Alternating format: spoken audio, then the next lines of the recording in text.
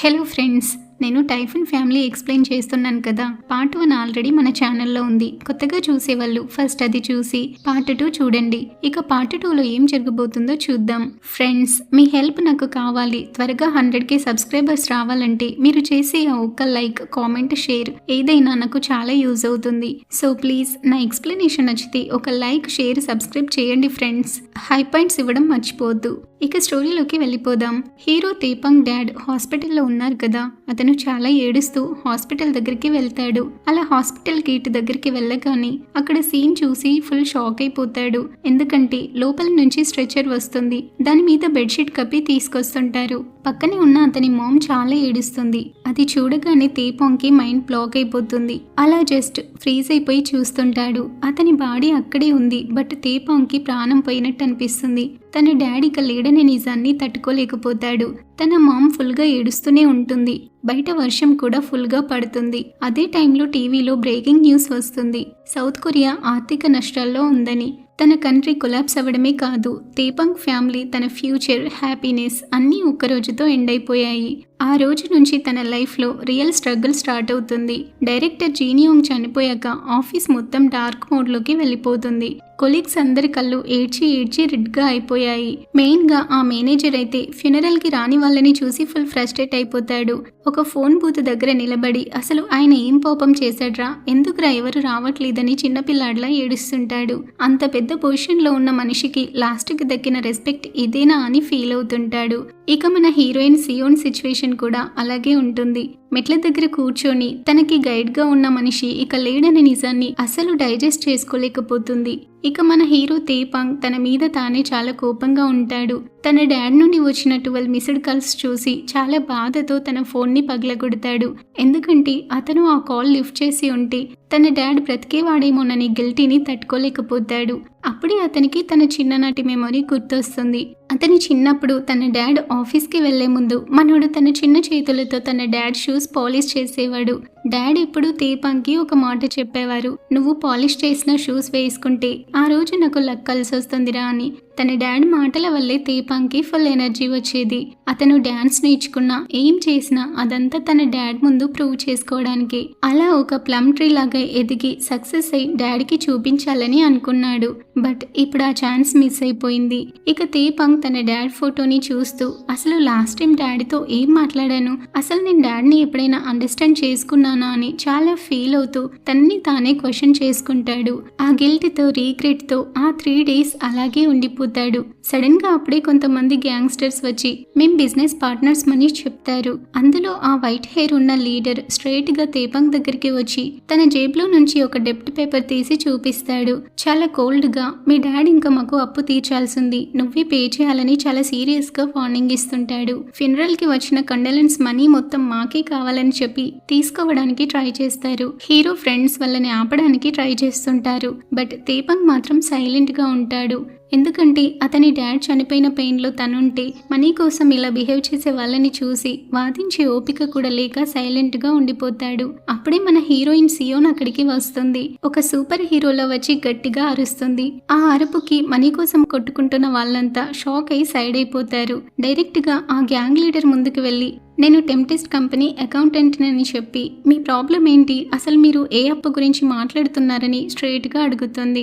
అతను band paper చూపించగానే సియోన్ తనలోని ప్రొఫెషనల్ని బయటికి తీసి కాంట్రాక్ట్ ప్రకారం డేట్ ఇంకా ఎక్స్పైర్ అవ్వలేదు, పైగా ఇది కంపెనీ ఫండ్ కూడా కాదు, మిస్టర్ జిన్ ఫ్యామిలీ పర్సనల్ మనీ, దీన్ని టచ్ చేస్తే అది దొంగతనం అవుతుంది తెలుసా అని గట్టిగా క్లాస్ పీకుతుంది. ఆ గ్యాంగ్ లీడర్కి మైండ్ బ్లాక్ అయి జస్ట్ తిట్టడం తప్ప ఆన్సర్ ఇవ్వలేకపోతాడు. జస్ట్ అప్పుడే అక్కడికి మిస్టర్ బాగో వస్తాడు. ఆ గ్యాంగ్ లీడర్ని చూస్తూ ఓహో మిస్టర్ జాయ్, ఇంకా కుర్రాడిలో ఫుల్ ఎనర్జీతో ఉన్నావే అని ఒక సాక్రిస్టిక్ కామెంట్ చేస్తాడు. అది వినగానే ఆ రౌడీ ఫేస్లో ఫుల్ రంగులు మారిపోతాయి. ఇక అతను ఏం చేయలేక సైలెంట్గా సైడ్ అయిపోతాడు. ఇక మిస్టర్ బాగో ఎన్వలప్ అక్కడ పెట్టి లోపలికి వెళ్తాడు. ఇక సిచ్యువేషన్ కూల్ అవుతుంది. బట్ సియోన్ మాత్రం అతన్ని చాలా సస్పియస్గా చూస్తుంది. ఎందుకంటే లాస్ట్ నైట్ హాస్పిటల్లో అతనితో దాచడం చూసింది. అందుకనే సంథింగ్ ఈస్ ఫిషీ అన్న డౌట్ మనకు సియోన్ కళ్ళలో క్లియర్ గా కనిపిస్తుంది. ఇక అందరూ వెళ్ళిపోతారు. బట్ హీరో ఫ్రెండ్ నామో మాత్రం ఆ రౌడీలు మళ్ళీ అటాక్ చేస్తారేమోనన్న భయంతో ఆ మనీ బాక్స్ ని గట్టిగా హగ్ చేసుకొని నిద్రపోతుంటాడు. అది చూసి తేపాంగ్ తన జాకెట్ తీసి ఫ్రెండ్ మీద కప్పి బయటికి వస్తాడు. అక్కడ టీవీలో న్యూస్ వస్తుంది. సౌత్ కొరియా ఎకనామీ కొలాప్స్ అయిందని హెడ్లైన్స్లో వస్తుంది. పక్కనే ఉన్న మన హీరోయిన్ సియోన్ అది చూసి మన హీరోకి ఒక హార్డ్ ఫ్యాక్ట్ చెప్తుంది. బాధపడితే లాభం లేదు తేపాంగ్, ఇప్పుడున్న సిచ్యువేషన్లో సర్వైవల్ అవ్వడమే ఇంపార్టెంట్ అని చెప్తుంది. తన వర్డ్స్ టీవీలో వాళ్ళకి సెటైర్లా, మన హీరోకి మాత్రం గట్టి మోటివేషనల్లా అనిపిస్తుంది. నెక్స్ట్ డే మార్నింగ్ తేపాంగ్ తన మామ్ కలిసి వాళ్ళ డాడ్ ఫోటో పట్టుకుని కార్లో తిరిగి ఇంటికి వెళ్తుంటారు. ఆ జర్నీలో తేపాంగ్ మామ్కి తన ఓల్డ్ డేస్ గుర్తొస్తాయి. ఈ కారు కొన్నప్పుడు మీ డాడ్ ఎంత హ్యాపీగా ఫీల్ అయ్యారో తెలుసా? మనం పిక్నిక్కి వెళ్ళాం. ఆ రోజు ఆయన కళ్ళలో ఆనందం చూస్తే అచ్చం చిన్నపిల్లాడిలా అనిపించారని ఆ బ్యూటిఫుల్ మెమొరీని గుర్తు చేసుకుంటుంది. ఎప్పుడూ సీరియస్గా ఉండే డాడ్ ఆ కారు కొన్న రోజు మాత్రం మనస్ఫూర్తిగా నవ్వారని తేపాంగ్ కూడా అనుకుంటాడు. తన మామ్ డిప్రెషన్లో ఉండడం చూసి తనని హ్యాపీ మోడ్లోకి తీసుకురావడానికి మనోడు ఒక జోక్ వేస్తాడు. చిల్ మమ్మీ, నేను ఒక పార్కింగ్లో తప్ప మిగతా అన్నింట్లో మల్టీ టాలెంటెడ్, నీకు తెలుసుగా అని చెప్పి తనని నవ్వేలా చేస్తాడు. ఎంత పెయిన్లో ఉన్నా సరే ఫ్యూచర్ని ఫేస్ చేయడానికి ఆ తల్లి కొడుకులిద్దరూ ఒకరికొకరు సపోర్ట్గా ఉంటారు. లైఫ్ని మళ్ళీ రీస్టార్ట్ చేయాలి కదా మరి. కట్ చేస్తే ఇంటి దగ్గర మన హీరో 6 అడుగుల హైట్ ఉన్నాడు. బట్ ఆ చిన్న కార్ని కూడా పార్కింగ్ చేసే టాలెంట్ మాత్రం మనోడిలో లేదని ఇప్పుడే ప్రూవ్ అవుతుంది. స్టీరింగ్ ని అటూ ఇటూ తిప్పుతున్నాడు. బట్ కారు మాత్రం సెట్ అవ్వట్లేదు. అది చూసి తన మామ్కి చిరాకు వచ్చి, అరే నువ్వు దిగురా, నేను చూస్తా అని చెప్పి తన మామ్ కూడా ట్రై చేస్తుంది. ఆవిడ డ్రైవింగ్ ఇంకా ఘోరం, జస్ట్ లో మిస్ అయింది. కానీ కొంచెం అయితే వెనకాల ఉన్న కార్ని గుద్దేసి ఉండేది పాపం. మొత్తానికి తల్లి కొడుకులు ఇద్దరు కలిసి ఆ సీరియస్ సిచ్యువేషన్ లో కూడా ఫన్ చేస్తారు. ఇంకోవైపు సియోన్ ఇంట్లో ఏం జరుగుతుందో చూద్దాం. సియోన్ చెల్లి మీహో మిర్రర్ ముందు రెడీ అవుతుంటుంది. తను ఒక ఇంటర్వ్యూకి వెళ్లి సక్సెస్ఫుల్ గా 3 రౌండ్స్ క్రాక్ చేసింది. దానితో జాబ్ కన్ఫర్మ్ అనుకుంది. బట్ ఇప్పుడు తన కంట్రీ నష్టాల్లో ఉంది కాబట్టి ఈ క్రైసిస్ వల్ల కంపెనీలు రిక్రూట్మెంట్ ఆపేశాయి. ఆ విషయం గుర్తొచ్చి పాపం మీహో మేకప్ వేసుకుంటూనే చాలా ఏడ్ చేస్తుంది. బట్ ఖాళీగా ఉంటే ఎలా, అసలే బయట సిచ్యువేషన్ బాలేదు కదా అని చెప్పి ఖాళీగా ఉండలేక ఏదో ఒక పార్ట్ టైం జాబ్ కి వెళ్తానని ఫిక్స్ అవుతుంది. మిడిల్ క్లాస్ కష్టాలు ఇలాగే ఉంటాయి. ఇంట్లో ప్రతి ఒక్కరు జాబ్ చేయాల్సిన సిచ్యువేషన్ ఉంటుంది కదా ఫ్రెండ్స్. కట్ చేస్తే హీరో తన సీక్రెట్ గార్డెన్ లో ఉంటాడు. ఫ్లవర్స్ అయితే చాలా బ్యూటిఫుల్ గా ఉన్నాయి. ఇక మన హీరో తేపాంగ్ ఎప్పుడు ఆ ఫ్లవర్ గార్డెన్ లో డాన్స్ చేస్తూ ఫుల్ చిల్ అయ్యేవాడు. బట్ ఈసారి మాత్రం డల్ గా మూడ్ ఆఫ్ లో కూర్చున్నాడు. అప్పుడే తన ఫ్రెండ్ వచ్చి, అరే ఏడుపు వస్తే ఏడ్చేసేరా, లోపలే దాచుకుంటే పిచ్చెక్కుతుందని చెప్తాడు. బట్ మన హీరో మాత్రం కోపము బాధో అర్థం కాని మిక్స్డ్ ఎమోషన్ లో ఉన్నాడు. కనీసం కన్నీళ్లు కూడా రావట్లేదు. సడన్ గా ఫ్రెండ్ తో, అరే ఆఫీస్ కి వెళ్దాం అనుకుంటున్నా, కూల్ గా కనిపించాలంటే ఏం వేసుకోవాలని అడుగుతాడు. లోపల అంత పెయిన్ ఉన్నా పైకి మాత్రం డాడ్ ప్లేస్ ని రీప్లేస్ చేయడానికి రెడీ అవుతుంటాడు మన హీరో. నెక్స్ట్ ఆఫీస్ లో మేనేజర్స్ అంతా కంపెనీని ఎలా సేవ్ చేయాలని తలలు పట్టుకొని టెన్షన్ లో ఉంటే మన హీరో కూల్ గా డోర్ తీసుకొని వస్తాడు. మా డాడ్ థింగ్స్ తీసుకోవడానికి వచ్చానని చాలా కోల్డ్ గా చెప్పి తన డాడ్ క్యాబిన్ లోకి వెళ్తాడు. తన డాడ్ కూర్చున్న ఆ చైర్ ని టేబుల్ ని చూసి తేపాంగ్ చాలా సాడ్ గా ఫీల్ అవుతుంటాడు. జస్ట్ అప్పుడే అక్కడికి మళ్ళీ ఆ డైరెక్టర్ చాయ్ వస్తాడు. అప్పు తీర్చడానికి టైం అయిపోయింది, అందరూ గ్యారంటీ పేపర్స్ మీద సైన్ చేయండి అని ఎంప్లాయీస్ ని భయపెడుతుంటాడు. పాపం శాలరీస్ లేక వాళ్ళు ఏడుస్తుంటే వీడొచ్చి పీకల మీద కత్తి పెడతాడు. ఆ గొడవ విని తేపాంగ్ బయటికి వస్తాడు. అసలు ఆ పేపర్ ఏంటో అందులో ఏముందో కూడా తెలియకుండా నేను సైన్ చేస్తా, నేను కూడా ఈ కంపెనీలో ఎంప్లాయీనే అని ఒక ఎమోషనల్ డెసిషన్ తీసుకుంటాడు. ఇక ఆ చాయ్ గాడు, సరే అయితే ఇప్పటి నుంచి ఈ బాధ్యత నీదే అని అతనికి వార్నింగ్ ఇచ్చి ఆఫీస్ లో ఉన్న కాస్ట్లీ ఐటమ్స్ అన్ని తీసుకెళ్లడానికి ట్రై చేస్తాడు. వెళ్తూ వెళ్తూ చాలా కోపంగా అక్కడున్న చైర్ మీద తన ఫ్రస్ట్రేషన్ చూపించి మరీ వెళ్తాడు. ఇక అతను వెళ్ళిపోయాక అందరూ హీరోని చూసి చాలా టెన్షన్ పడుతుంటారు. ఎందుకంటే అసలు ఆ పేపర్స్ ఏంటో కూడా తెలియకుండా మన హీరో సైన్ చేసి అంతా తన నెత్తి మీద వేసుకున్నాడని చెప్పి లోపల చాలా భయపడతారు. అదంతా చూసిన సియోన్ తేపాంగ్ దగ్గరికి వెళ్తుంది. అనుకోకుండా వాళ్ళిద్దరూ ఇప్పటికీ 3 టైమ్స్ కలిసిన ఇదే వాళ్ళిద్దరి ఫస్ట్ అఫీషియల్ మీటింగ్ అన్నమాట. ఇక సియోన్ అతనికి ఒక ఫామ్ ఇచ్చి, మీరు ఎంప్లాయీగా జాయిన్ అయ్యారు కదా, ఇది ఫిల్ చేయండి అని చెప్తుంది. వెంటనే తేపాంగ్ ఆ ఫామ్ ఫిల్ చేసి ఇస్తాడు. బట్ అది చూడగానే సియోన్ కి నవ్వాలో ఏడవాలో కూడా అర్థం కాదు. ఎందుకంటే అందులో మ్యాటర్ చూస్తే ఎల్కేజీ పిల్లాడిలా ఉంటుంది. రెజ్యూమ్ మొత్తం బ్లాంక్ అన్నమాట. వీడిల కంపెనీని సేవ్ చేస్తాడ్రా బాబు అని తన మైండ్ లో అనుకొని సియోన్ ఒక సాక్రిస్టిక్ స్మైల్ ఇస్తుంది. కట్ చేస్తే ఆ రోజు నైట్ తేపంగ్ ఆఫీస్ పేపర్స్ పట్టుకొని ఇంటికి వస్తాడు. ఇల్లంతా ఫుల్ చీకటిగా ఉంటుంది. మామ్ కనిపించట్లేదని చాలా కంగారుగా వెతుకుతుంటే సడన్ గా ఒక డార్క్ షాడో కదిలినట్టు అనిపించడంతో మనోడు దెబ్బకి భయపడిపోతాడు. తీరా చూస్తే అక్కడ ఏ దయ్యమో కాదు, తన మామే. క్రిస్మస్ వస్తుంది కదా, డెకరేషన్ చేయడానికి కొన్ని కావాల్సినవి తీస్తున్నానని కవర్ చేస్తుంది. బట్ అసలు అక్కడ మ్యాటరే వేరు. కరెంట్ బిల్ కట్టలేక పవర్ కట్ చేశారు. దాంతో ఇంట్లో హీటర్ కూడా పనిచేయట్లేదు. బయట చూస్తే గడ్డ కట్టే చలి ఉంది. ఇంట్లోనేమో ఫుల్ చీకటి. ఇక వాళ్ళకి ఏం చేయాలో అర్థం కాదు. ఇక అతని మామ్, మీ డాడ్ లేకపోతే నేనెందుకు పనికిరాన్రా, ఏం చేయాలో అసలు అర్థం కావట్లేదని చెప్పి ఏడుస్తుంది. ఒకప్పుడు రిచ్ గా బ్రతికిన ఆ ఫ్యామిలీ ఇప్పుడు ఆ చలిలో వణుకుతూ ఆ చీకట్లోనే ఉండాల్సి వస్తుంది పాపం. లైఫ్ ఈజ్ అన్ఫేర్ అంటే ఇదేనేమో. ఇంకోవైపు సియోన్ తన యూనివర్సిటీ అప్లికేషన్ ని బుక్ ని మంటలో వేస్తుంటే తన చెల్లి మీహో చూసి ఒక బకెట్ నీళ్లు తెచ్చి మంటని ఆర్పేస్తుంది. ఆ పేపర్స్ ని చూసి అక్క తన చదువుని కూడా సాక్రిఫైస్ చేస్తుందని అర్థమై మీహోకి మైండ్ పోతుంది. నేను పార్ట్ టైం చేస్తానన్నాను కదక్క, అమ్మ నాన్నల నువ్వెందుకు అన్ని మోస్తున్నావని గట్టిగా అరిచి ఏడ్చేస్తుంది పాపం. చెల్లి బాధ చూసి సియోన్ కూల్ గా నవ్వి హగ్ చేసుకొని, పిచ్చిదానా, నా చదువు నా బ్రెయిన్ లోనే ఉంటుంది, ఎక్కడికి పోదు, నువ్వు ఏడవకరా అని ఓదారుస్తుంది. ఆ కష్టాల్లో కూడా అక్క చెల్లెలిద్దరూ ఒకరికొకరు తోడుగా ఉంటారు. కట్ చేస్తే మన హీరోకి ఏం చేయాలో అర్థం కాక పిచ్చికి పోతుంది. తన డాడీ గుర్తొస్తుంటాడు. ఇంట్లో ఉండలేక ఆ మిడ్ నైట్ ఆఫీస్ కి వెళ్లి చీకట్లో కూర్చున్నాడు పాపం. ఆ ఫ్రస్ట్రేషన్ లో బాధతో తన ఫ్యామిలీ ఫోటోని చూస్తూ ఎందుకు ఇలా జరిగిందని చాలా ఫీల్ అవుతుంటాడు. సడన్ గా తనకి ఫోటో ఫ్రేమ్ వెనకాల ఒక చిన్న సీక్రెట్ కి దొరుకుతుంది. వెంటనే మనోడు డిటెక్టివ్ మోడ్ ఆన్ చేస్తాడు. ఆఫీస్ అంతా ఫుల్ గా వెతుకుతాడు. ఫైనల్ గా ఒక మామూలు కబోర్డ్ లో ఒక సస్పియస్ సేఫ్ లాకర్ దొరుకుతుంది. నెక్స్ట్ తేపోంగ్ ఇంటికి వెళ్లే దారిలో తన బెస్ట్ ఫ్రెండ్ నామోని కలుస్తాడు. ఇంకేముంది, ఇద్దరు కలిసి ఒక బీర్ షాప్ లో సిట్టింగ్ వేస్తారు. అలా ఇద్దరు మాట్లాడుతుండగా తేపోంగ్ ఆఫీస్ లో దొరికిన ఆ లాకర్ గురించి తన ఫ్రెండ్ తో చెప్తాడు.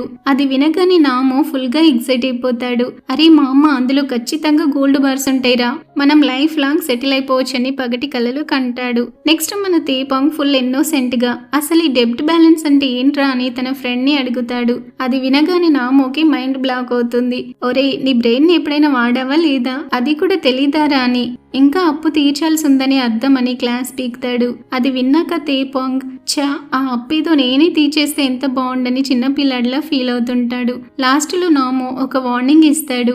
అరే, ఇప్పుడే ఆఫీస్ లో ఎవరికి ఈ సేఫ్ గురించి చెప్పకు, అదక్కడ సీక్రెట్ గా ఉందంటే తన వెనకాల ఏదో పెద్ద మిస్టరీ ఉన్నట్టే, నువ్వు తొందరపడకని చెప్తాడు. అలా ఇద్దరు ఫుల్ గా చిల్ అవుతుంటే అక్కడికి విలన్ హ్యాన్ వస్తాడు. హీరోని చూడగానే ఓహో, బ్యాంక్రప్ట్ అయినోడు కొడుకు వచ్చాడని టీజ్ చేస్తుంటాడు. అది వినగానే నామో ఊరుకుంటాడా. హ్యాన్ పక్కనున్న కొత్త అమ్మాయిని చూసి, ఏంటి బ్రో, ఈ రోజు ఈ కొత్త పిల్లని తీసుకొచ్చావు, ఇంతకు ముందు ఉన్న అమ్మాయి నిన్ను వదిలేసిందా అని సాలిడ్ కౌంటర్ వేస్తాడు.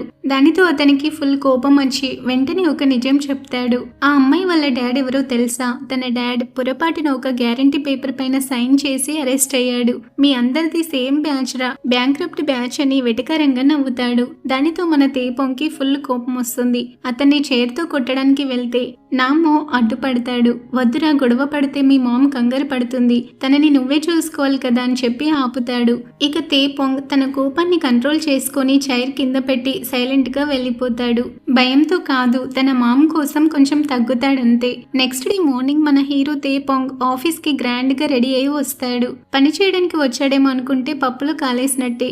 అందరూ కంపెనీని ఎలా సేవ్ చేయాలి అని తలలు పట్టుకొని కూర్చుంటే మన తేపోంగ్ మాత్రం మీటింగ్ లో కూడా కాళ్ళు ఊపుతూ చిన్నపిల్లాడిలా ఈస్ట్ వెస్ట్ సౌత్ నార్త్ అంటూ ఆడుకుంటూ ఉంటాడు. అది చూసి ఎంప్లాయీస్ కి హెడేక్ వచ్చేస్తుంది. ఎందుకంటే వాళ్ళేమో చాలా టెన్షన్ పడుతుంటే మన తేపోంగ్ మాత్రం జస్ట్ అటెండెన్స్ కోసం వచ్చినట్టు ఏమీ పట్టనట్టు బ్లాంక్ ఫేస్ పెట్టి కూర్చుంటాడు.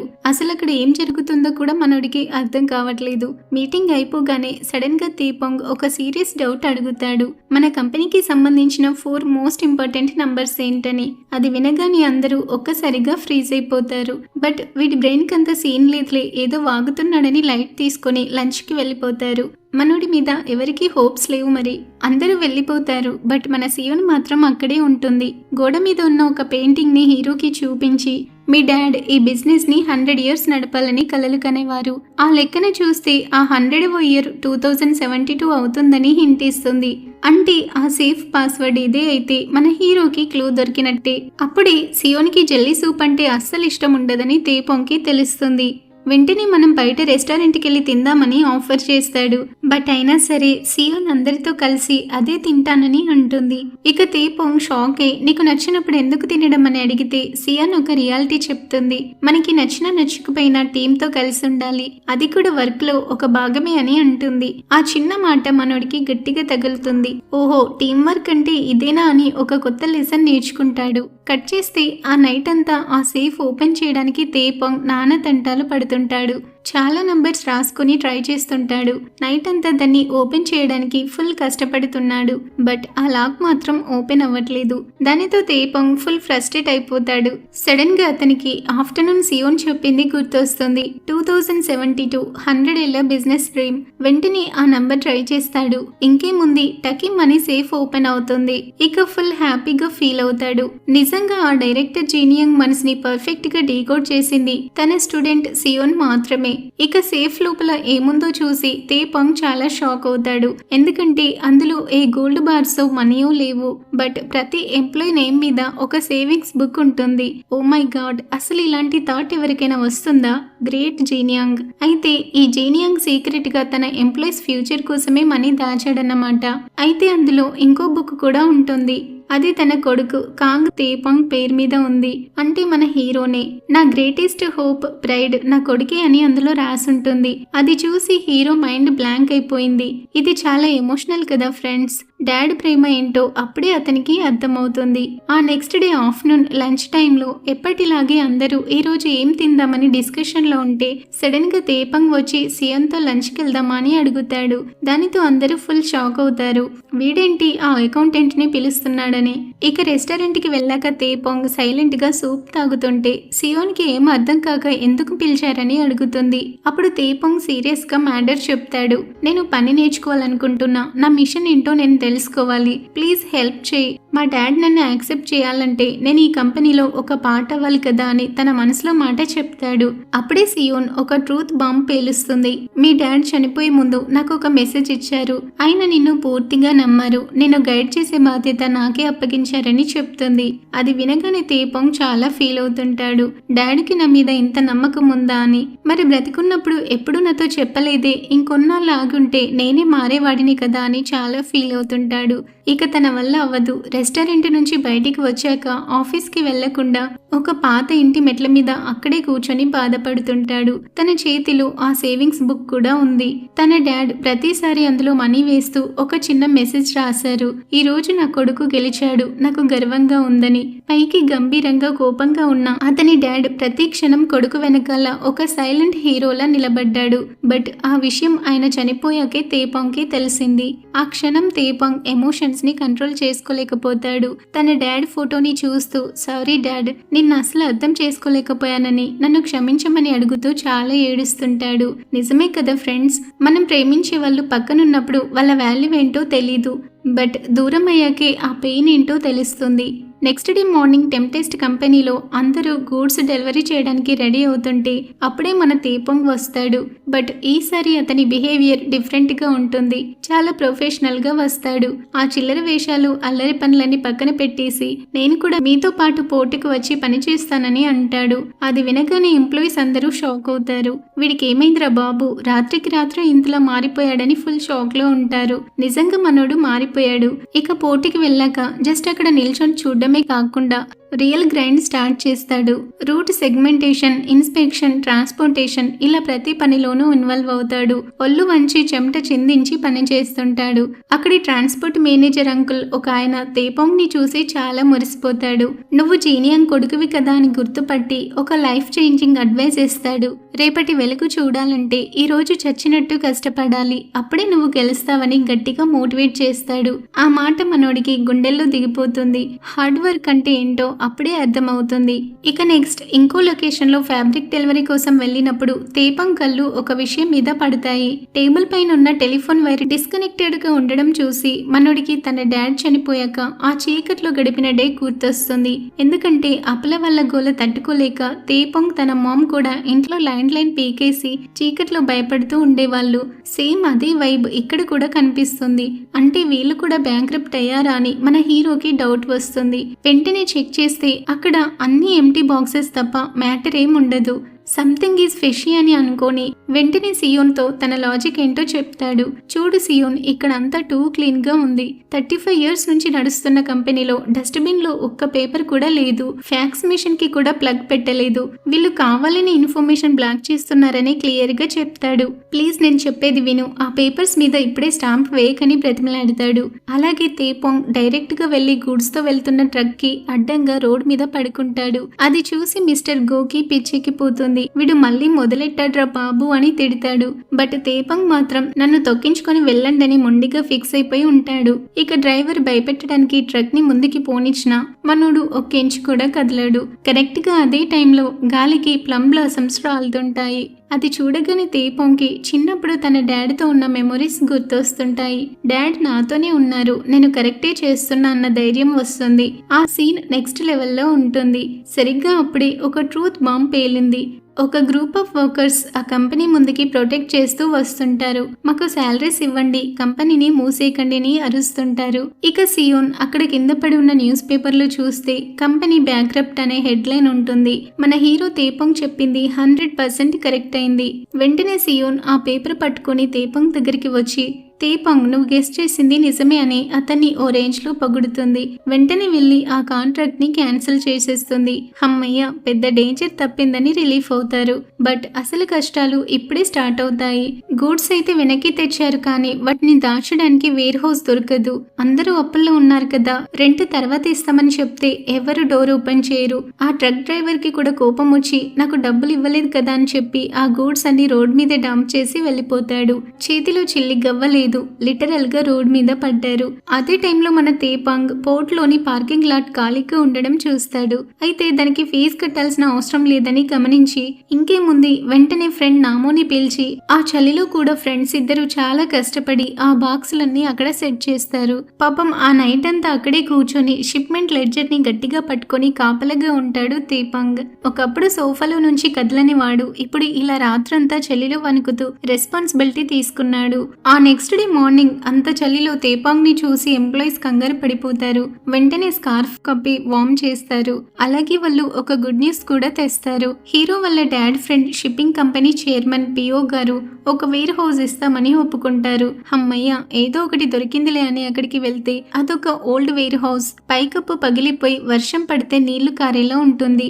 బట్ ఇప్పుడున్న సిచ్యువేషన్ లో అదే లగ్జరీ ప్యాలెస్ అనుకుని అడ్జస్ట్ అయిపోతారు. ఇక అసలు టాస్క్ ఇప్పుడే స్టార్ట్ అవుతుంది. అదే సేల్స్. బట్ బయట మార్కెట్ చూస్తే చాలా దారుణంగా పడిపోయి ఉంది. లైఫ్ లో ఎప్పుడు ఓవర్ టైం వర్క్ చేయని మన హీరో తేపాంగ్ ఇప్పుడు నైట్ 12 దాకా కష్టపడుతుంటాడు.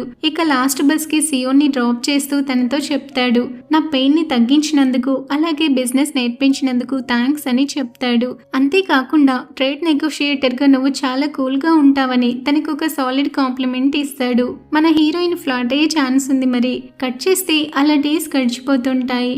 చాలా కంపెనీస్ కి కాల్ చేసి మా గూడ్స్ ని కొంటారా అని అడుగుతారు. బట్ ఎవరు కొనరు, ఎందుకంటే ఎకనామిక్ సిచ్యువేషన్ అలా ఉంది. మరి మన సియోన్ మళ్ళీ ప్రాజెక్ట్ ని రీచెక్ చేస్తే తనకి ఒక విషయం తెలుస్తుంది. ఆ కాంట్రాక్ట్ లో నేచురల్ డిజాస్టర్స్ జరిగినప్పుడు గూడ్స్ మళ్ళీ వెనక్కి తిరిగి ఇచ్చేయొచ్చని ఉంటుంది. కాకపోతే 15% ఫీజు కట్ అవుతుంది. బట్ అవతలి వాళ్ళు ఒప్పుకుంటారో లేదో అని టెన్షన్ పడుతుంటే తేపంగ్ ఒక మాస్టర్ ప్లాన్ వేస్తాడు. మనం 15% కాదు 30% ఆఫర్ చేద్దాం. ఎలాగో ఇప్పుడు డాలర్ రేట్ పెరిగింది కాబట్టి ఆ 30% పోయినా సరే మనం సేఫ్, ఇంకాస్త లాభం కూడా వస్తుందని లెక్కలు చెప్తాడు. వావ్, మనోడికి అప్పుడే బిజినెస్ మైండ్ వచ్చేసింది. వెంటనే ఫ్యాక్స్ పంపించి రిప్లై కోసం వెయిట్ చేస్తుంటారు. ఆ రోజు నైట్ ఆఫీస్ లో తేపంగ్ సియోన్ ఇద్దరే ఉంటారు. పాపం తేపంగ్ ఫుల్ గా టైర్డ్ అయిపోయి టేబుల్ మీద నిద్రపోతాడు. అది చూసి సియోన్ తన కోట్ తీసి అతని మీద కప్పుతుంది. జస్ట్ అలా ఒక క్యూట్ రొమాంటిక్ సీన్ అన్నమాట. ఇక నిద్రలో ఉన్న తేపంగ్ సడన్ గా సియోన్ చేతిని తీసుకొని తన చెంప కింద పెట్టుకుంటాడు. వెంటనే సియోన్ ఫేస్ రెడ్ గా అయిపోతుంది. ఫుల్ బ్లష్ అవుతుందన్నమాట. జస్ట్ అప్పుడే ఫ్యాక్స్ మిషన్ సౌండ్ రావడంతో ఆ ఆక్వర్డ్ సైలెన్స్ కి బ్రేక్ వస్తుంది. ఆ మెటీరియల్ కంపెనీ వాళ్ళు గూడ్స్ రిటర్న్ తీసుకోవడానికి గ్రీన్ సిగ్నల్ ఇచ్చేస్తారు. ఆ న్యూస్ తెలియకనే ఎంప్లాయీస్ అందరూ ఫుల్ హ్యాపీనెస్ తో ఏడ్ చేస్తారు. ఇక వాళ్ళ కంపెనీ బ్యాంక్రప్ట్ అవ్వకుండా సేవ్ అయినట్టే అని హ్యాపీగా ఫీల్ అవుతారు. బట్ లైఫ్ లో ఏది ఈజీగా రాదు కదా ఫ్రెండ్స్. ఆ నైట్ తేపంగ్ ఇంటికి వెళ్ళాక ఉరుముల మెరుపులతో హెవీ రెయిన్ స్టార్ట్ అవుతుంది. సడన్ గా నిద్రలేచిన హీరోకి మైండ్ లో ఒక థాట్ ఫ్లాష్ అవుతుంది. అయ్యో, ఆ వేర్ హౌస్ లో అన్ని కన్నాలే ఉన్నాయి కదా, ఒకవేళ గూడ్స్ తడిసిపోతే వాళ్ళు రిటర్న్ తీసుకోరు, డీల్ క్యాన్సిల్ చేసుకుంటారని చెప్పి చాలా టెన్షన్ పడుతూ వెంటనే కార్ తీసుకొని ఆ తుఫాన్ లోనే చాలా స్పీడ్ గా వేర్ హౌస్ కి వెళ్తాడు. అక్కడ సీన్ చూసి మన హీరో సర్ప్రైజ్ అవుతాడు. ఎందుకంటే సియోన్ కూడా వస్తుంది. గూడ్స్ ని కవర్ చేయడానికి షాప్ ఓనర్ దగ్గర ప్లాస్టిక్ కవర్లు అప్పుగా తెస్తారు. ఇక తేపంగ్ డోర్ పగలగొట్టి లోపలికి వెళ్లి చూస్తే సీలింగ్ నుంచి వాటర్ లీక్ అయి గూడ్స్ తడిసిపోతుంటాయి. పాపం ఇద్దరు కలిసి ఆ బాక్స్ల మీద కవర్స్ కప్పుతూ ఆ గూడ్స్ ని కాపాడటానికి చాలా కష్టపడతారు. కాసేపటికి మిగతా ఎంప్లాయీస్ కూడా ఒకరి తర్వాత ఒకరు వచ్చి జాయిన్ అవుతారు. అందరూ కలిసి ఆ వర్షంలో తడుస్తూ కంపెనీ ఫ్యూచర్ ని కాపాడుకుంటారు. రియల్ టీమ్ ఎఫర్ట్ అంటే ఇదే కదా ఫ్రెండ్స్. నైట్ అంతా నాన్ స్టాప్ గా ఫుల్ వర్షం పడుతుంది. ఎంప్లాయీస్ కూడా మార్నింగ్ వరకు గూడ్స్ తడవకుండా చూసుకుంటారు. ఇక మార్నింగ్ అందరూ ఫుల్ టైర్డ్ గా అయిపోతారు. అందరికీ ఫుల్ ఆకలి వేయడంతో పక్కనే ఉన్న ఒక రెస్టారెంట్ కి వెళ్తారు. అక్కడ వెయిటర్ సడన్ గా మన హీరోకి సీవిడ్ సూప్ తెచ్చేస్తాడు. అప్పుడే అందరికీ అర్థమవుతుంది ఈ రోజే మన తేపంగ్ బర్త్డే అని. అంతేకాదు ఆ నెక్స్ట్ డేని టైఫన్ కంపెనీ యానివర్సరీ కూడా. ఎందుకంటే తేపంగ్ పుట్టిన నెక్స్ట్ డేని వాళ్ళ డాడ్ ఆ కంపెనీ స్టార్ట్ చేశారట. అందరూ కలిసి తేపంగ్ కి హ్యాపీ బర్త్డే అని చియర్స్ చేస్తారు. ముందు వేడి వేడి ఫుడ్, చుట్టూ తనని నమ్మే జనం. తేపంగ్ ఫుల్ ఖుషి అయిపోతాడు. ఫుల్ హ్యాపీగా ఉంటాడు. బట్ ఆ హ్యాపీనెస్ ఎంతోసేపు ఉండదు. వాళ్ళు తిని బయటికి వచ్చేసరికి వేర్ హౌస్ దగ్గర షిప్పింగ్ కంపెనీ వాళ్ళు ఆ గూడ్స్ అన్ని వాళ్ళ ట్రక్ లో ఎక్కిస్తుంటారు. ఏంటిదని అడిగితే చాలా కూల్ గా ఆ కాంట్రాక్ట్ పేపర్ చూపిస్తారు. అందులో ఒక చిన్న హిడెన్ క్లాస్ ఉంది. స్టోరేజ్ టైం 72 hours మాత్రమే అని ఉంటుంది. అది దాటితే పెనాల్టీ కట్టాలి, లేకపోతే గూడ్స్ వాళ్ళవి అని క్లియర్ గా రాసుంటుంది. తొందరలో ఎవరు అది చదవకుండా సైన్ చేసేశారు. చేతి దాకా వచ్చిన ఆయుధం పోయింది. ఇప్పుడు నిలబడి చూడడం తప్ప ఏమీ చేయలేని పరిస్థితి వాళ్ళది. టోటల్ హెల్ప్లెస్ గా ఫీల్ అవుతారు. దాంతో తేపంకి చాలా కోపం వచ్చి డైరెక్ట్ గా ఆ షిప్పింగ్ చైర్మన్ దగ్గరికి వెళ్లి ఇది అన్యాయం, మమ్మల్ని చీట్ చేశారని గొడవ పడతాడు. బట్ ఒకప్పుడు డాడ్ ఫ్రెండ్ అని చెప్పిన ఆ చైర్మన్ ఇప్పుడు ఫ్లేట్ పిరాయించాడు. అయితే ట్విస్ట్ ఏంటంటే ఆ చైర్మన్ కొడుకు ఎవరో కాదు, మన హీరోకి అస్సలు పడని ఆ రిచ్ కిడ్ గాడే. వాడు పక్కనే నిల్చొని ఇంకా ఎన్నాళ్ళురా ఇంత అమాయకంగా ఉంటావు, బిజినెస్ అంటే ఇదే అని మనోడిని మాక్ చేస్తాడు. ఇక కోపంతో ఉన్న తేపంగ్ ఎంత ఆర్గ్యూ చేసినా కూడా లాభం ఉండదు. పైగా వాళ్ళని బయటికి గెంటేస్తారు. గూడ్స్ పోయాయి, రిటర్న్ చేసే ఛాన్స్ కూడా పోయిందని చాలా ఫీల్ అవుతుంటారు. కంపెనీ సేవ్ అవుతుందన్న ఆ లాస్ట్ హోప్ కూడా ఆవిరైపోయింది. ఇక ఆల్మోస్ట్ వాళ్ళ కంపెనీ కూడా బ్యాంక్రప్ట్ అయిపోయినట్టే. ఆ రోజు ఆఫీస్ లో ఫోన్స్ మోగుతూనే ఉంటాయి. కస్టమర్ల నుండి వందల కాల్స్ వస్తూనే ఉంటాయి. వాళ్ళకి ఏం చేయాలో తెలియక ఎంప్లాయీస్ అందరూ ఫోన్ స్విచ్ ఆఫ్ చేసి కాంటాక్ట్స్ కట్ చేస్తారు. అయితే ఇంత టెన్షన్ లో కూడా సియోన్ నవ్వుతూ తేపంకి ఒక రోజ్ ఫ్లవర్ ని బర్త్డే గిఫ్ట్ గా ఇస్తుంది. నిజంగా చాలా గ్రేట్ కదా ఫ్రెండ్స్. అయినా కూడా తేపంకి భయం వేసి తన ఫ్రెండ్ లాగే పారిపోదాం అనుకుంటాడు. బట్ తన మామ్ ఊరుకుంటుందా? గట్టిగా క్లాస్ పీకుతుంది. మీ డాడ్ నిజాయితీ పరుడు, మనం పేదవాళ్ళమైనా పర్లేదు కానీ ఇర్రెస్పాన్సిబుల్ గా పారిపోవద్దని చెప్తుంది. తన మామ్ మాటలకి మనోడి మైండ్ సెట్ అవుతుంది. బట్ ఆఫీస్ లో వైబ్ మొత్తం సాడ్ గా ఉంటుంది. ఎందుకంటే 25 years నుంచి ఉన్న ఎంప్లాయీస్ కూడా ఇక వర్కౌట్ అవ్వదని చెప్పి బ్యాగ్ సర్దుకొని వెళ్లిపోతుంటారు. వెళ్తూ వెళ్తూ సియోన్ కి వేరే జాబ్ రిఫరెన్స్ ఇస్తారు. తేపంగ్ చేతిలో company shut down application form పెట్టి వెళ్లిపోతారు. అందరూ వెళ్ళాక తేపంగ్ చాలా లోన్లీగా సాడ్ గా ఫీల్ అవుతుంటాడు. అయితే అక్కడ చలిలో వాడిపోయిన రోజ్ ఫ్లవర్ ని చూస్తుంటే పక్కనే ఉన్న వింటర్ జాస్మిన్ ఇంకా స్ట్రాంగ్ గా బ్రతికి ఉండడం కనిపిస్తుంది మన హీరోకి. అప్పుడే తేపంకి తన డాడ్ చెప్పిన కోట్ గుర్తొస్తుంది. ఫ్లవర్స్ పూసేది జస్ట్ బ్యూటీ కోసం కాదురా, స్ట్రగుల్స్ ని తట్టుకొని ఫ్రూట్స్ ఇవ్వడానికని చెప్తాడు. అది గుర్తొచ్చి ఎట్టి పరిస్థితుల్లోనూ గివప్ ఇవ్వకూడదని ఫిక్స్ అవుతాడు. ఆ రోజు ఈవినింగ్ సియోన్ వేరే జాబ్ కోసం అప్లికేషన్ ఫామ్ ఫిల్ చేస్తున్నప్పుడు సడన్ గా తేపాంగ్ అక్కడికి వచ్చి తన బిజినెస్ కార్డు హీరోయిన్ చేతిలో పెడతాడు. ఈ రోజు నేను ట్యాక్స్ ఆఫీస్ కి వెళ్ళాను, బట్ కంపెనీ క్లోజ్ చేయడానికి కాదు, న్యూ డైరెక్టర్ గా నా నేమ్ చేంజ్ చేసుకోవడానికి. ఇప్పటి నుంచి టైఫన్ కంపెనీకి నేనే డైరెక్టర్ నని ఫుల్ ప్రౌడ్ గా చెప్తాడు. పాకెట్ లో మనీ లేదు, ఆఫీస్ లో ఒక్క ఎంప్లాయ్ లేడు, అమ్మడానికి స్టాక్ కూడా లేదు.